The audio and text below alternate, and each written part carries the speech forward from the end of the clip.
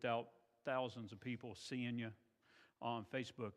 We are going back live on Facebook tonight. We may already be live, but we are going to go back because we have several people that can't be here or couldn't be here who have reached out and said, "Can you please get back on Facebook so we can see it and be a part of it?"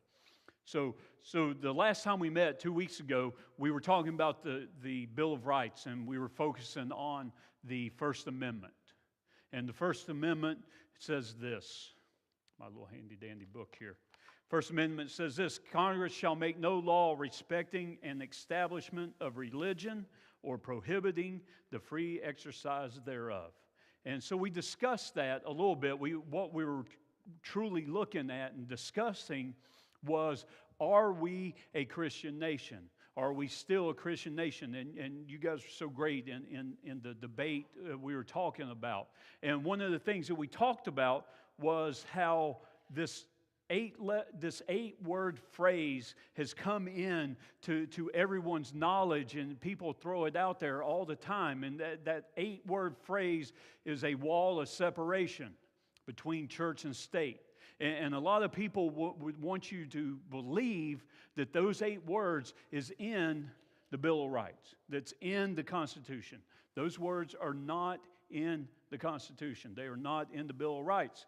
We talked about it 2 weeks ago. Those words, a wall of separation, came from a letter that Thomas Jefferson wrote to a group of Baptists. Okay, the Danbury Baptist Association out of Danbury, Connecticut, they wrote a letter to Thomas Jefferson, who was President of the United States, and they were saying that they didn't think those words, the words that were in the First Amendment, needed to be in there because it kind of said that the government could dictate what we did. And Thomas Jefferson responded to the letter.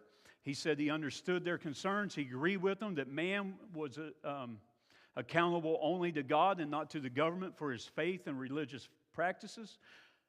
Jefferson emphasized to the Baptists that none of man's natural inalienable rights, including the right to exercise one's faith publicly, would ever place them in a situation where the government would interfere with his religious expression.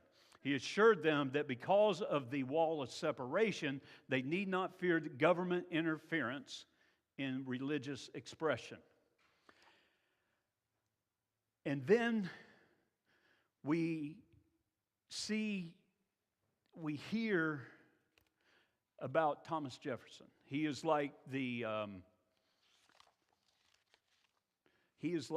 considered the father of separation of church and state. Because he's the one that said the phrase, and as I just said, he didn't mean it the way they're using it today. But I got a couple of things that people don't realize, we'll call them fun facts, about Thomas Jefferson.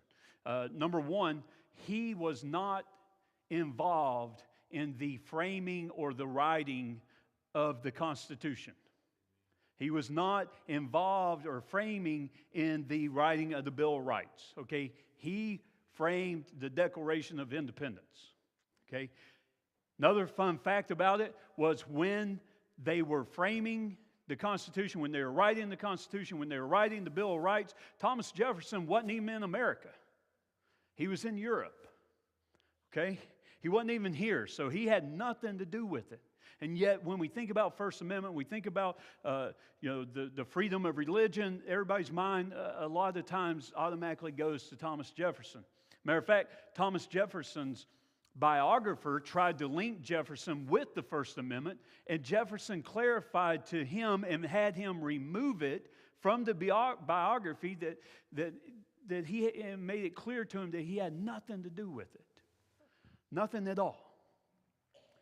So we see when he took over in the 1800s, we see Thomas Jefferson, going through, and so with anything else, people are going to test it, okay?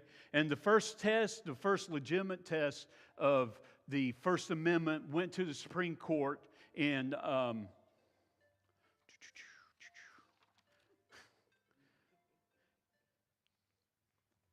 1878. So the first time that they were working or trying to bring this up, a case against the First Amendment, was 1878. It was Reynolds versus the United States, and the person who was bringing the account.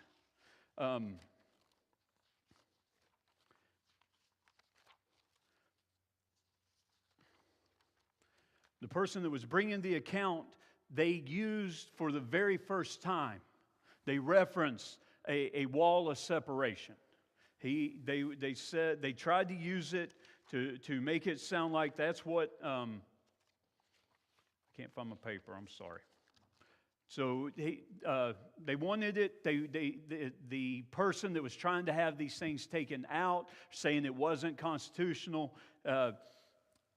They cited Jefferson's letter.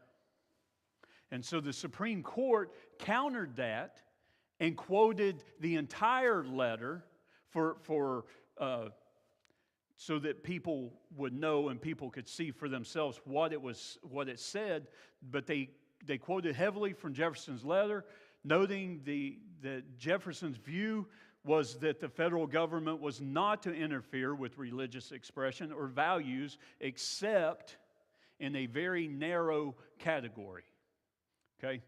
And after summarizing Jefferson's letter, this is what the court had to say. It says, the rightful purposes of civil government are for its officers to interfere with religion only when its principles break out into overt actions against peace and good order. In this is found the true distinction between what properly belongs to the church and what to the state. Congress was deprived of all legislative power, moreover, religious opinion, but was left free to reach religious actions which were in violation of social duties or subversive of good order. They go on to say this, it said, since the federal government was only to inhibit religious expression that were subversive of good order or broke out into overt actions against peace and good order, the court said that the government could step in on certain things, and they listed them.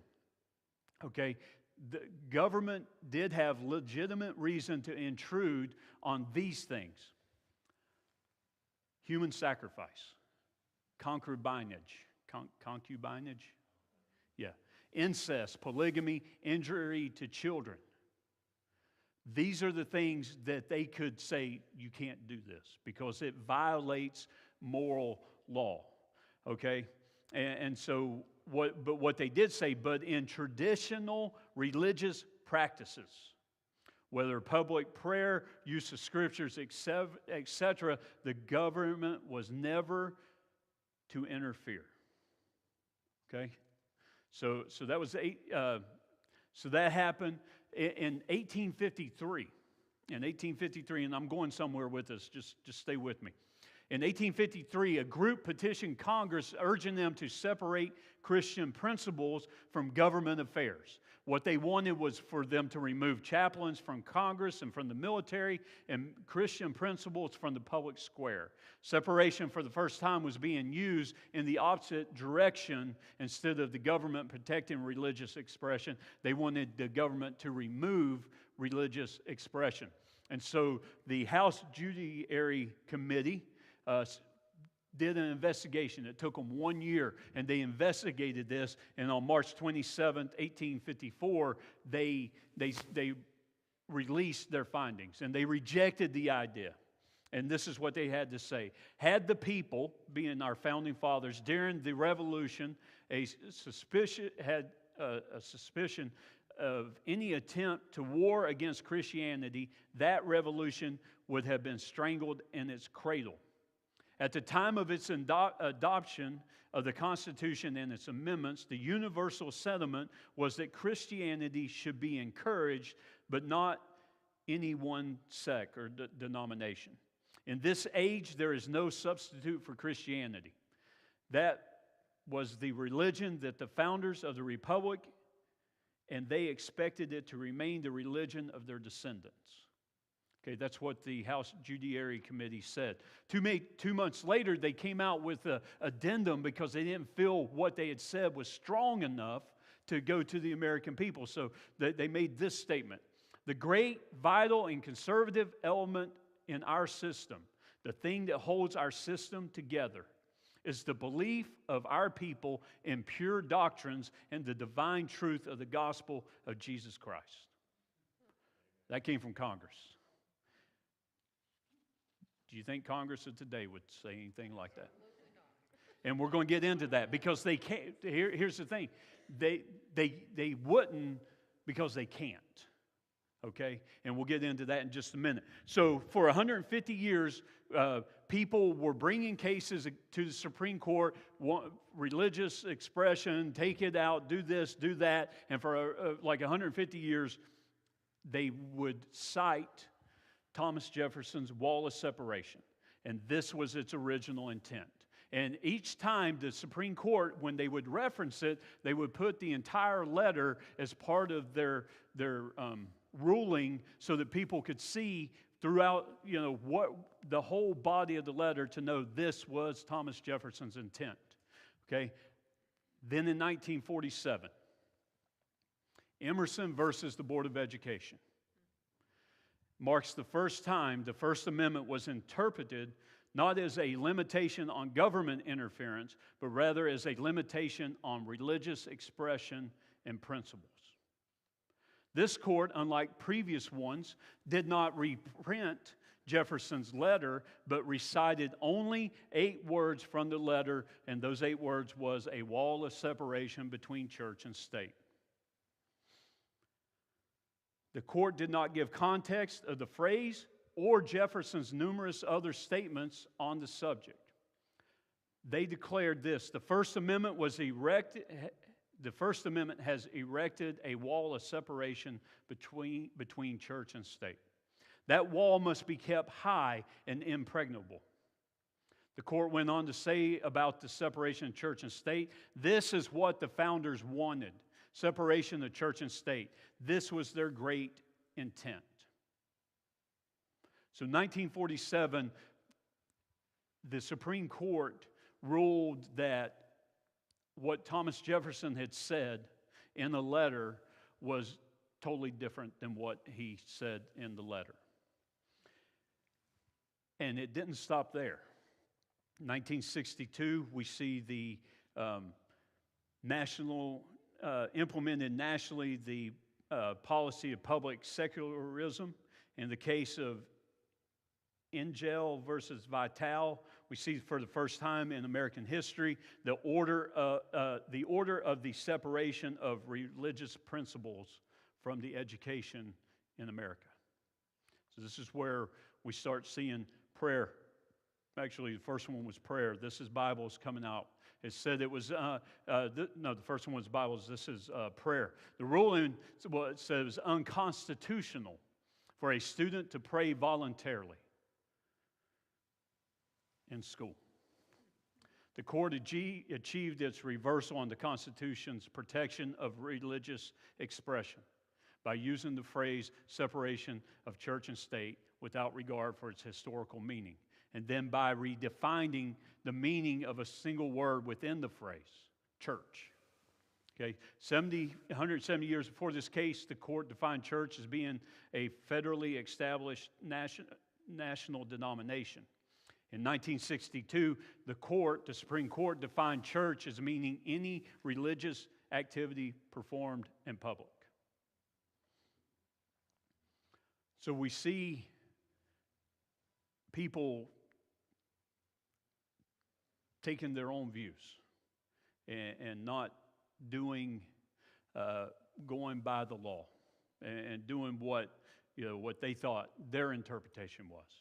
And so what ended up happening after this 1962 case, there was so many cases that were coming to the Supreme Court about religious expression that the court decided to erect a new standard so that the people, American people, could understand what is constitutional religion.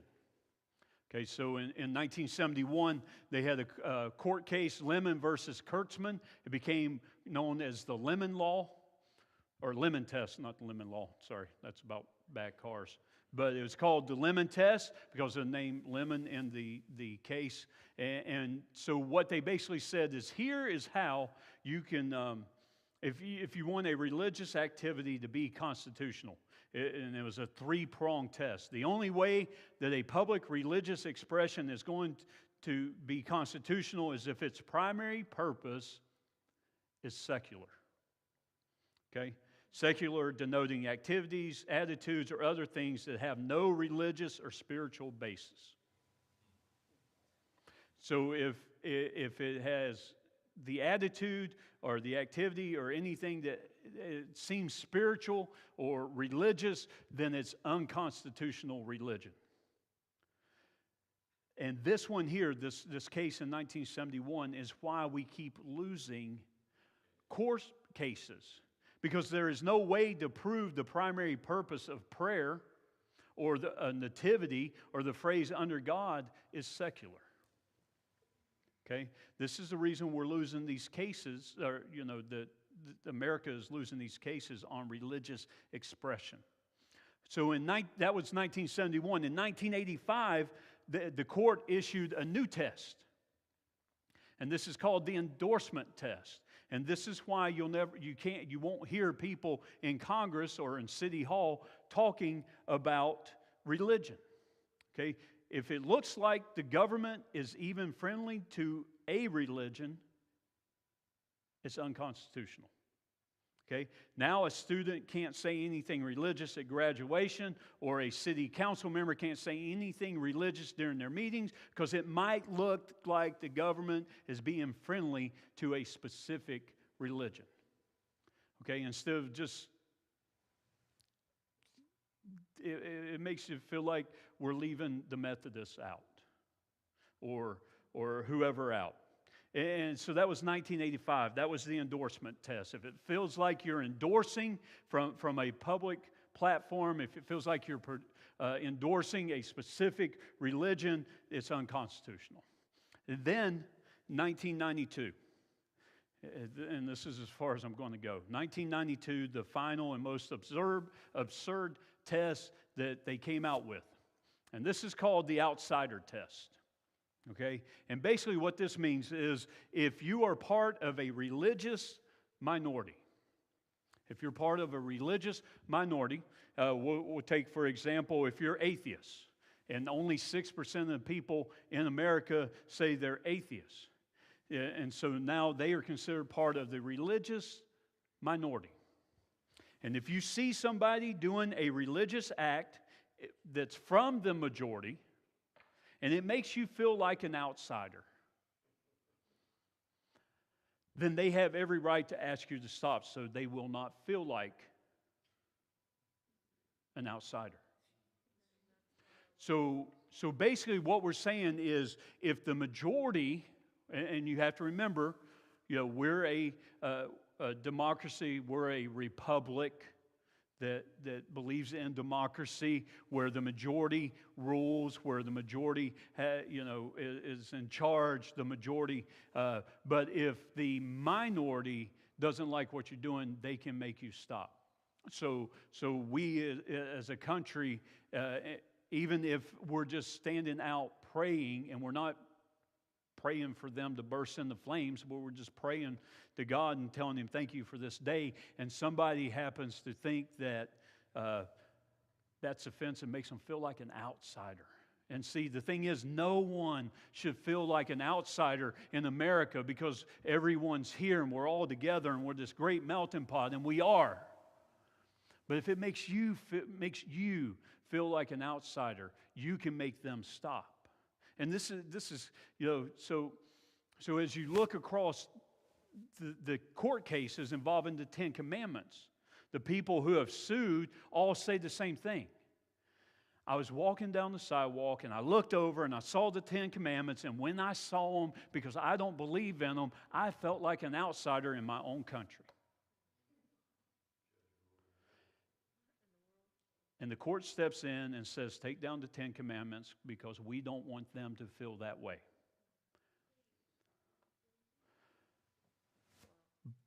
But if the 94% of the people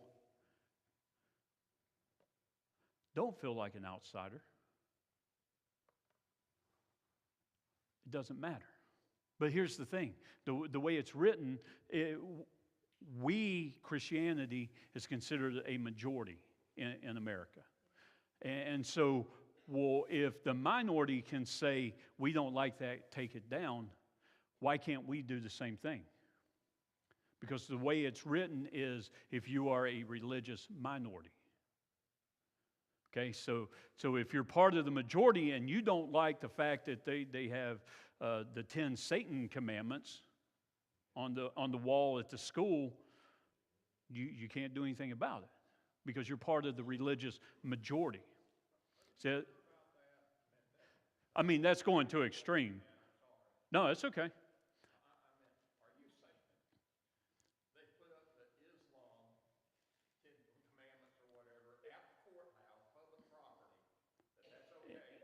Right. Christian aren't, because I believe that that's where the separation of church and state thing would come in. You would think. I believe that they could do that. Right. Unless it's changed, that's the way that was the ruling by the court. Unless it's changed since 1992, and I'm not aware if it has or not. It may have recently. I haven't heard of any cases where a public building has the Satanist creed or Right. or the Islam creed on it. Mm. I haven't heard of that. Right. Have you heard of any? Because I haven't heard of any. So I haven't heard of any. Have you?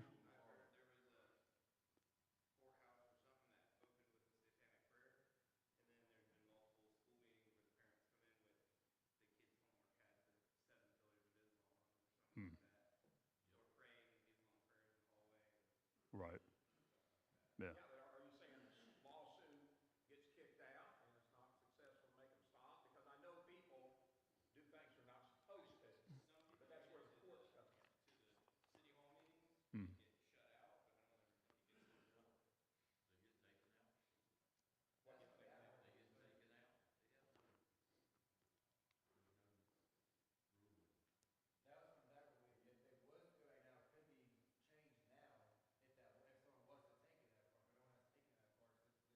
Yeah.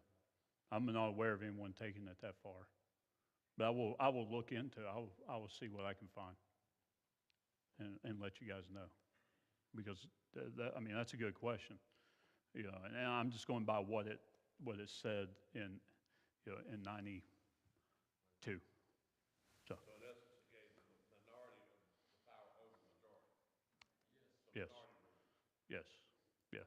Well, we've done the same thing with LBGA or whatever. 50 years from now, we could be the minority. Exactly. It may not even be 50 years, you know. Yeah.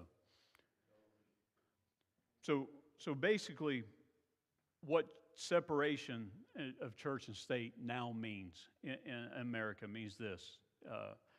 Number one, it has to be secular. Okay, according to the Lemon Law or Lemon Test, it has to be secular. Number two, government can't appear to be friendly towards religion.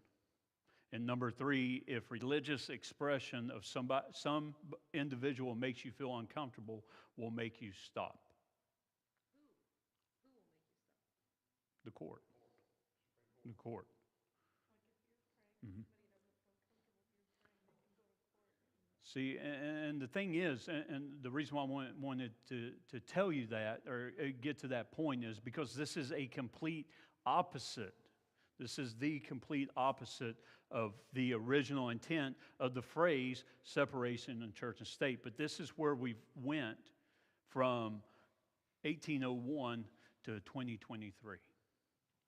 And so one of the things that when we first started this, I know we started it a long time ago when we had Christmas and everything and business meetings and all that. But one of the first nights that we met, one of the readings from the Bible that I read was from Deuteronomy 28. And I'm going to read it again because I think it's very important that you see in the timeline of America what you see. And of course, God is talking to Israel. He's not talking to America in Deuteronomy, but just think about this. And it says this, it says, "Now it shall be, if you diligently obey the Lord your God, being careful to do all his commandments, which I command you today, the Lord your God will set you high above all the nations of the earth. And all the blessings will come upon you and overtake you if you obey the laws of your God. Blessed shall you be in the city, and blessed shall you be in the country. Blessed shall be the offspring of your body, and the produce of your ground, and the offspring of your beast, and increase of your herd, and the young of your flock. Blessed shall be your basket and your kneading bowl. Blessed shall you be when you come in, and blessed shall you be when you go out. The Lord shall cause your enemies to rise up against you and be defeated before you. They will come against you one way and flee from you a separate way. The Lord will command the blessing upon you and your barns, that all you have all that you put your hand to, he will bless you in the land which the Lord your God gives you. The Lord will establish you as a holy people to himself, as he swore to you, if you keep the commandments of the Lord your God and walk in his ways." Now, as you hear these words and you think about it, think about America, this whole entire study that we've been looking at, from the time when the Pilgrims came, to the American Revolution, to the Declaration of Independence, and all the way through. And if you didn't know that God was talking about the nation of Israel here, and this was just something somebody wrote out, you could see and think, man, he's talking about America. Because we have been truly blessed. And when you look at it, these things will come, and it was because we put our faith as a nation into God. And we see, blessed will you be when you come in and when you go out. We see us being blessed when we come in. We have some of the best health care in the world. We have one of the lowest infant mortality rates in the world. So we see our people being blessed when they come into the world. We see our people being blessed when they go out of the world. And what I mean by that is, how many churches are in America? How many Christian churches are in America? How many opportunities throughout our lifetime do we have a place that we can walk in and give our lives to Jesus Christ and have eternal salvation? I mean, they're everywhere. You have so many opportunities that when you go out of the world, to go spend eternity in heaven.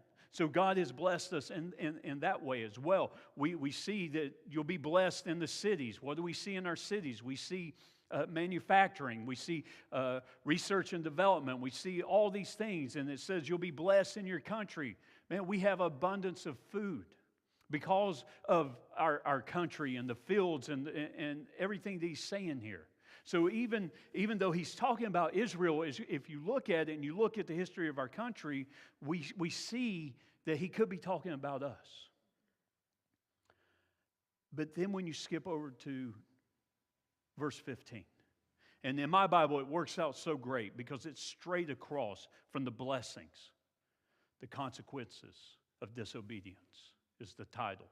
And it says this, but it shall come about if you do not obey the Lord your God and observe to do all his commandments and his statutes which I charge you today, that all these curses will come upon you and overtake you.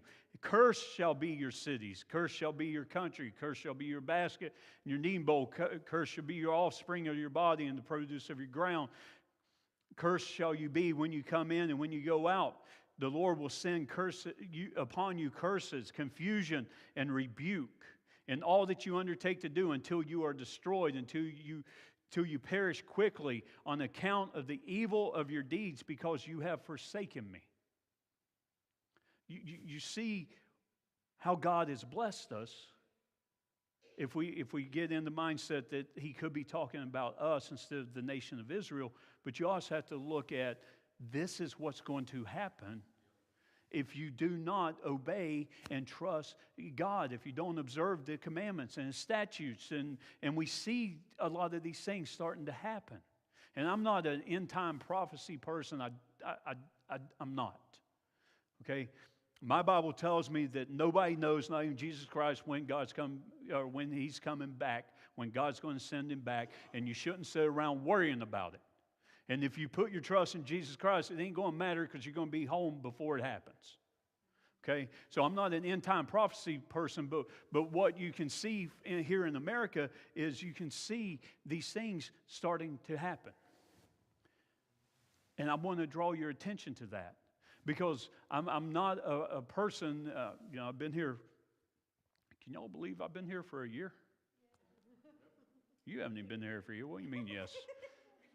Man, I've been here for a year. I mean, I know the first 6.5 months, y'all kept me locked up in the basement downstairs, but I've been here for a year now. But you know me, if I tell you there's a problem, I'm going to tell you the solution. I'm going to find out an answer for you. If I don't know, I'm going to find out for you. And so as we get into next week, I'm not going to just say, hey, look, we're all going to hell in a handbasket. Y'all have a good night. Our country's in bad trouble. All right, next week we're going to start a new study. Next week, what I'm going to do is I'm going to talk to you about the 3 points of winning this war. Because whether you want to believe it or you don't want to believe it, man, this is a war. Okay, and I'm going to talk about that this Sunday a little bit in the message of this and what we're talking about here. And so next week, hopefully we'll get through it in a week or two. I only got like 30 pages here. I think I can do it. Yes.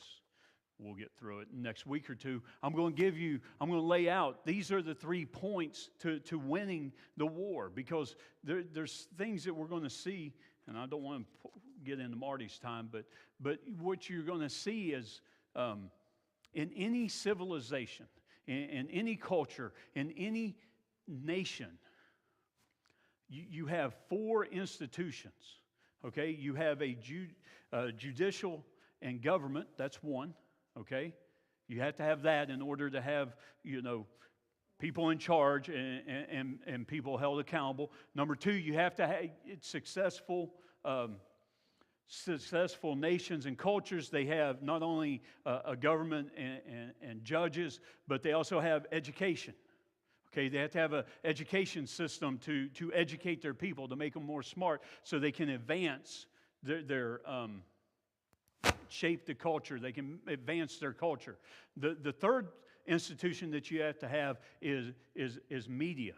Okay, you have to have a way media and entertainment. We say media and entertainment now, but we have to have a way for us to get the message out to people. And the fourth thing you have to have is the pulpit and church, someone to send out the message.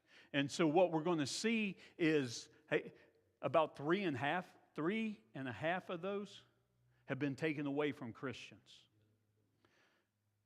They've taken Christianity out of the government. They've taken Christianity out of the educational system. They've taken Christianity out of the media and definitely out of the entertainment.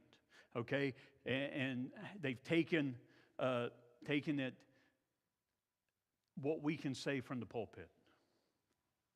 Okay. See, the pulpit has been taken away from Christians. And what I mean by that is we have allowed the IRS and the government to tell us what we can and can't say in church. Okay? Pastors do not have the same free speech rights as everyone else. Okay? And we're going to get into that next week and talk about what we can do as Christians, as individuals, to start to turn this tide. And it can't be one person, and it can't be one church, And so that's what we're going to be looking at next week. Does anybody have any questions for me real quick? Or any comments? What's that? Mm-hmm. Yep. Yeah, this is a battle, and this is a war. And I want to encourage you, even men, again, Marty's sitting here, so I'm going to plug it again. I want you guys up in the the choir loft on Sunday. He will come call you out and drag you out of out of the pews to get you up there. But really, I want to encourage every one of you to be here on Sunday morning. God has really burdened me with a message that I think we all need to hear. And it's not just for men, it's for men and women, it's for our children. I'd love to have our children in here, not even in children's church, so they can hear what God's put on my heart for Sunday morning. So thank you all for being here. I'm going to close this out in prayer. Men, go ahead and start warming up those pipes. And yeah. And women, you can stay here and mock them if you like. All right. Let's go to the Lord in prayer. Our most gracious Heavenly Father, again, we just humbly come before you, giving you all the praise and glory. Lord, again, we're so thankful. We're thankful for the fact that we live in a country that for so many years has put its trust in you, that's put its faith in you, that has looked to you for guidance in all that they did. And Lord, there is still good Christian people in this country. There are still Bible-believing people in our churches. Lord, there's still Bible-believing people that seek your face every single day before they go into Congress. There's Bible-believing people that seek your face before they go to teach our children. And Lord, I just pray a special blessing for them right now because they are doing what they've been called to do. Lord, a lot of times their hands are tied by man's rules, not your rules, to where they can't say what they feel. They can't teach what they need to teach. They can't speak freely about their love for you and what you've done in their lives. So Lord, I just pray a special blessing for those. Some of them may even be here tonight. Some of them may be listening online. Lord, I just pray that a special blessing upon them because their hands are tied. Lord, help them to endure. Help them to find other avenues to display to the children and the people around them the love that you have for them. Lord, I pray that this country would see one last great revival sweep across this land. Lord, I pray that it would start with just a group of people getting together who are just fed up with what's going on, how we're being told we can't worship you, how we're being discouraged from meeting together. Lord, may it just start with a small group and spread like wildfire across this great country. Lord, we thank you for all the liberties that we have, the fact that we still can come here on a Wednesday night in the middle of a rainstorm and just give you the praise and glory. Lord, we thank you for that. Lord, help us. Be with our leaders. Help them to burden them to seek your face before they make decisions. That's all we're asking. Because we know if they seek your face, you can change their lives the same way you've changed ours. So, Lord, be with us as we go out into this world. Be with us as we go out in this weather. Lord, help us to get home safely. Just watch over us. Lord, light our path so that we don't fall into the pits and the snares of the evil one. And bring us back here with a renewed spirit to worship you. Lord, we love you and we thank you.